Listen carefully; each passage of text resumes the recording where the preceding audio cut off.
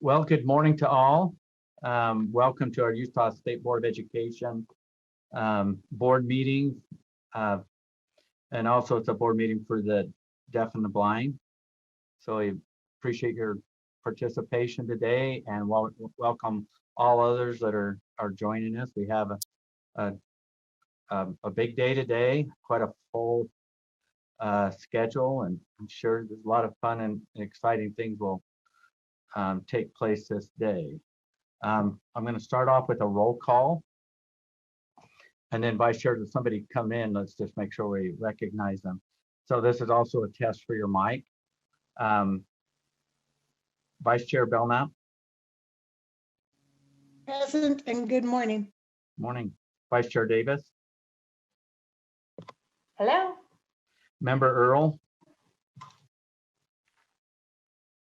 Good morning. Morning. Member Hanson, sorry. I'm here. Good morning.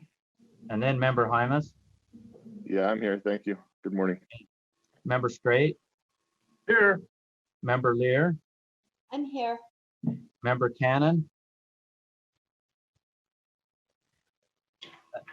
I didn't see her log on. We'll watch for her. Member Hart. Here. Member Klein. Good morning. Morning. Member Moss. Here, good morning. Morning. Member Booth. I'm here. Okay. Member Norton. Here. And soon to be Member Hutchings. I am here. Okay. And Member Hunson's present. So Vice Chairs again, watch for and let us know if Janet joins us. Okay. Want to excuse Deputy Superintendent Scott Jones. He won't be with us today or tomorrow. I need to read this statement on electronic meeting.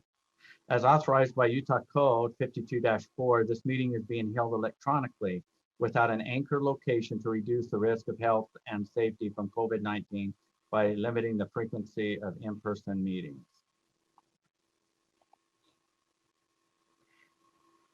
Okay, next, Member Hutchings, are you ready to be sworn in? I am ready, I think. Should I stand Okay. up? And we've got you there, and this is really different. It'd be so much fun to see you in person here. Some people say you raise your right hand, and some don't. But if you'll just follow me in this oath, and the oath, and so here we go. I, and then state your name. I, Stacey Hutchings, Do solemnly swear or affirm do solemnly swear or affirm that I will support, obey, and defend that I will support, obey, and defend the Constitution of the United States the Constitution of the United States and the Constitution of the State of Utah, and the Constitution of the State of Utah, and that I will discharge and that I will discharge the duties of my office with fidelity. the duties of my office with fidelity. Well, thank you for joining us, and welcome to the State Board of Education. We have I'm honored. I'm excited. 15 members now. No vacancy. So this is a time to if you share a little something with us. We noticed you had some family behind you and somebody that was pretty stiff and really thin. So if you have a moment here. Oh, thank you. I'm just so excited. This is a bit surreal. I'm a third generation educator. I've always wanted to have my life and career in education, and frankly, never quite aspired to something like this. And it's just, it's very exciting. I'm honored to join your ranks and to work with all of you. I've worked as a teacher, taught history and Spanish for many years, took a break with my cute kids, came back and was involved in and was a teacher and then a leader at Utah Virtual Academy. I'm currently the director and principal at Career Path High, which is on the campus of Davis Technical College. And so I love education innovation. I love personalized education and helping to figure out how to reach out and meet the needs of every student that we can in the state of Utah. And I'm just excited to hopefully be able to contribute in doing that on a larger scale. I have a lot to learn, and the more I learn, the more I see I need to learn, and I look forward to working with all of you. I do have, you saw my cute family behind me, and they're very, very supportive. I do have a son who is on a mission, and actually we have that cardboard cut out because my oldest daughter is getting married on the 15th in just a few days. So he's going to join us that way, and we just thought it'd be fun to let him join us in this moment too. So I've lived in Kearns for over 20 years and have been involved in the community here. Love the state, love this area of the state, and I'm excited to be able to contribute to what the board does, what the State Board of Education does, and the employees there, the students, the teachers. I'm just really excited to hopefully be able to make a meaningful contribution to help this board and support this board bring education to the next level in this day and age, as we're seeing that we've had to disrupt things a bit and try new things and figure out how to reach out to many different types of students with different backgrounds and different learning needs. So I'm humbled and honored to join you on this board, and excited to get to work and learn a lot. So Well, thank you very much. Thank you for your willingness to serve, and we look forward to your contribution and the betterments as we as we move forward through your term here. So thank you again for your willingness to serve. Thank you. Next, we're privileged to hear from one of our board members in our board member message. Member Moss is going to speak, and I was just thinking of this last night. I said this will be the third Moss. Two have been board members, and one played another role here at the State Board of Education that's has taken the mic or taken the stage here. So Member Moss, the time is yours for the board member message. Thank you very much, Chair. It is great to be here and great to welcome our new member, Stacey Hutchings, and really look forward to working with you. This is such a diverse and enjoyable board, and I love learning from everybody who's part of this group. I'll try to be brief here. I get the privilege of, and I didn't know this when I signed up for May, of speaking during Teacher Appreciation Week. And so, as we often do, I figured I might just hog the mic for a couple of minutes to share some thoughts about some of my most influential teachers. That's really why we're all here, and it's why so many other people are where they are in life, is because they had a great teacher, or hopefully more at some point, that saw them and kind of showed them the way. So just a couple of thoughts of appreciation. Our first teachers are always our parents. My dad and mom were both teachers. My dad left Stanford Law School and decided to go teach for the Church of Jesus Christ of Latter-day Saints in the CES program, and decided that's where he wanted to spend his life. Ended up, as Chair indicated, as superintendent here in Utah. But one of the things I remember most about him was the time in 8th grade when I got a decent score on a math quiz, and he decided to buy me a college calculus book and drop it with a thud on my little desk. And it terrified me until he said, "You know what, you can handle this." And I couldn't at first, but I had that book as a vote of confidence from him that I always remembered, even though it scared me. My mom was a teacher. She taught special ed at Bonneville Junior High in Salt Lake, and then out in the Bay Area. Ended up teaching art education at BYU for 20 years and helping to place art teachers all over the state, from Monument Valley clear up to Flaming Grove area. She retired, and then went to BYU to the Polynesian Cultural Center to teach crafts, which she loved because she lived in Hawaii. And while she was there, somebody retired from BYU Hawaii, and they asked her if she might stay an extra year and come back into teaching. So she did. She set everything up remotely from a little apartment out in Laie and spent another year teaching because she just couldn't give it up. She also got a flyer in the mail one time about BYU teachers in China. She had never had a real interest in teaching or traveling in Asia, but something wouldn't let her throw that away, and she dug it out of her trash can and went to China for a year and kept teaching. And she now has an additional set of lifelong friends from that year spent over teaching in Qingdao, China. I wanted to share one thing, and I mentioned this to Director Stronson. This is a block, movable letter block for reading that my mom used to teach me how to read. And you can see you've got consonant, vowel, consonants, and you spin it.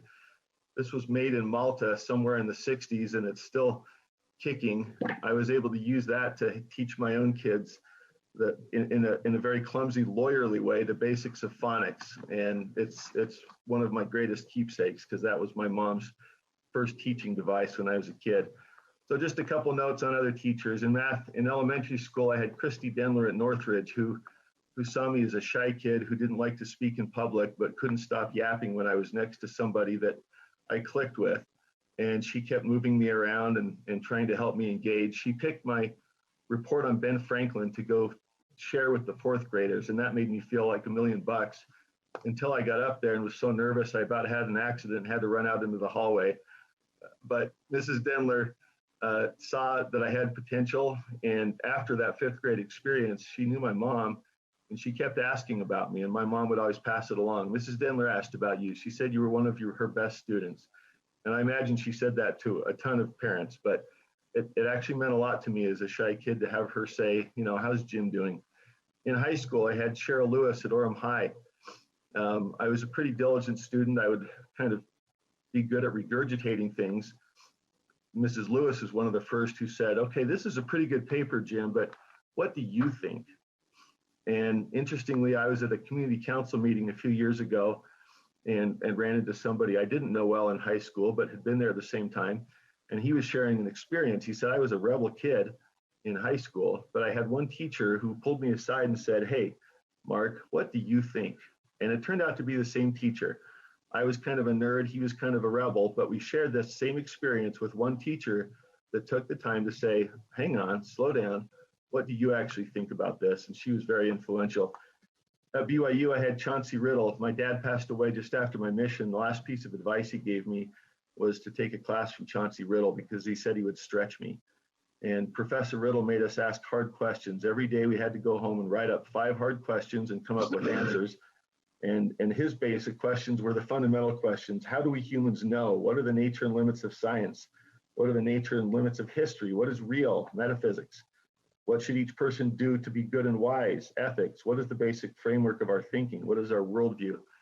And Professor Riddle dug and challenged assumptions and asked us to challenge our own assumptions with good, hard questions that we shared among the class. And finally, at BYU Law School, I had Jack Welch, who designed farms years ago. And Professor Welch helped me to prepare a paper and allowed me to present it at a conference. And then when I moved to Los Angeles after law school, he actually would send me articles and ask that he was working on and say, what do you think about this? Well, he's one of the best scholars in BYU history and didn't need my help. But what a shot in the arm for him to just send that to me by mail. This is back in '97, early days of email. And I would get an article in the mail and he'd ask me to mark it up with my thoughts and send it back. Another experience of somebody just saying, hey, Jim, you've got something worth talking about, so please share it with me. So I just wanted to pay tribute to some of those teachers. They're wonderful. They took the time to see me, to challenge me, to share specific praise, specific questions that were based on me and what I was working on. And as my dad told me that Chauncey Riddle would do, they stretched me. And that's one of the best things that I think a teacher can do. And I also want to say thanks to the schools here in Heber Valley that my kids have had. We had Midway Elementary, RMMS, and Wasatch High. And Wasatch High's motto is expect to exceed, excuse me. And they put that everywhere. Expect to excel. I'm sorry. I think after all those times I get it right. Expect to excel. And it's a motto that applies to every single student. And they reinforce it every single day, from academics to football to service and to good just habits of life that they're learning. So I greatly appreciate those teachers and administrators that have given me that kind of confidence and who saw who I was and challenged me and stretched me. So thank you to all the teachers out there. Thank you, Board Member Martin. Thank you. Next, we'll go to our employee recognition, Superintendent Dixon, and our HR Director, Michelle Watts. You guys are dealing with this presentation. I think we'll start, thank you, Chair Huntsman. I think we'll start with new employees if Michelle Watts is on. Okay. Oh, I guess we'll start with employee of the month since the slide's been brought up. Happy to do that. I'm very excited, as always, to honor our employee of the month. Hopefully you've got to know Jonathan Fry. He's probably appeared in a committee or two virtually, but the joy will be for you to meet him in person. Jonathan has been an employee at the state board for a few years now, but he is amazing. And I want to just read a little bit of his nomination.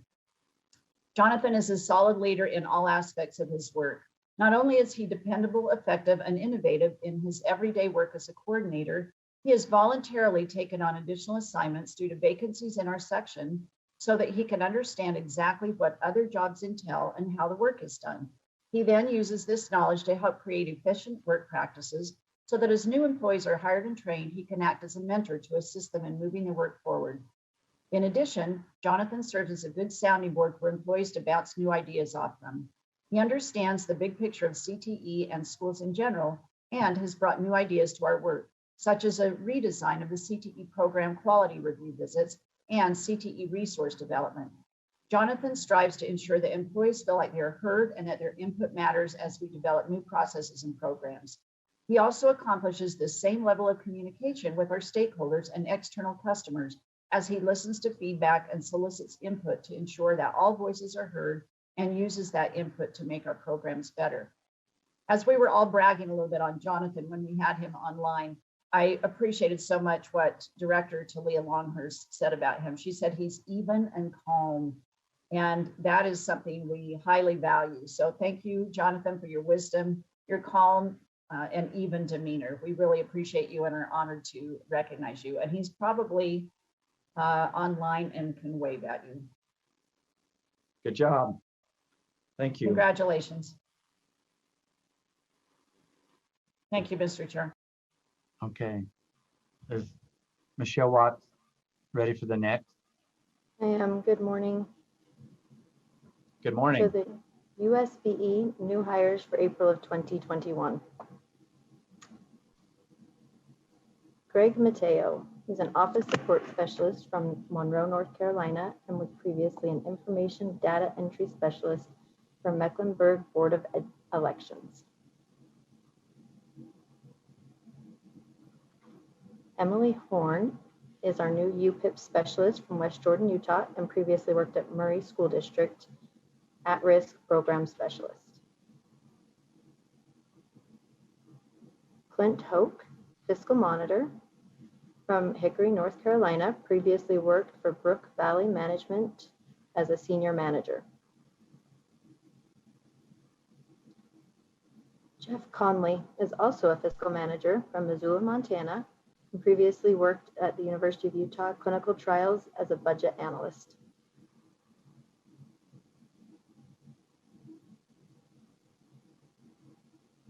Chelsea Oakes is a preschool specialist from St. George, Utah, previously worked for Washington County School District as a special education preschool teacher. Brandy Schultz, program specialist, background and fingerprints from Salt Lake, previously worked for Marion County District Attorney, legal secretary, and she is happy to be back after 2 years in Oregon, back to USBE, so she's a rehire. We're happy to have Brandy back. And Matt Anderson is also a rehire, senior child nutrition specialist from Heber City, went to work for Granite School District for a little while and has come back to child nutrition. Jamie Kinder, behavior support specialist from Salt Lake for 19 years, worked previously at Park City School District as a Tier 3 behavior specialist.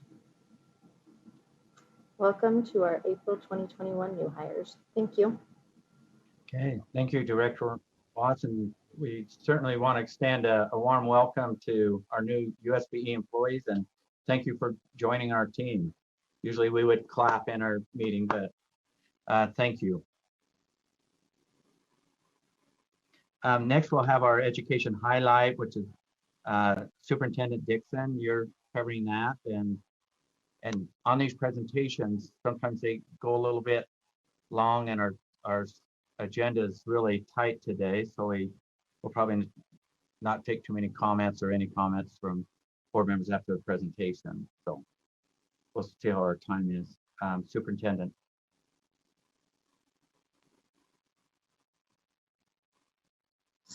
So I have people coming in, Chair Huntsman, to my presentation at 10 o'clock as scheduled. So I'm a little thrown off here.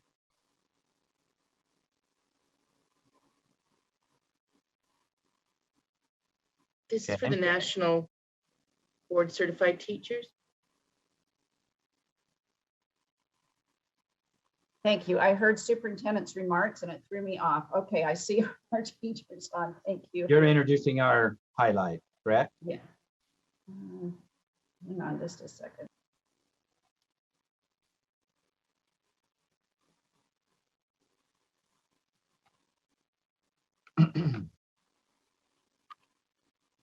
Yeah, I am not seeing the presentation.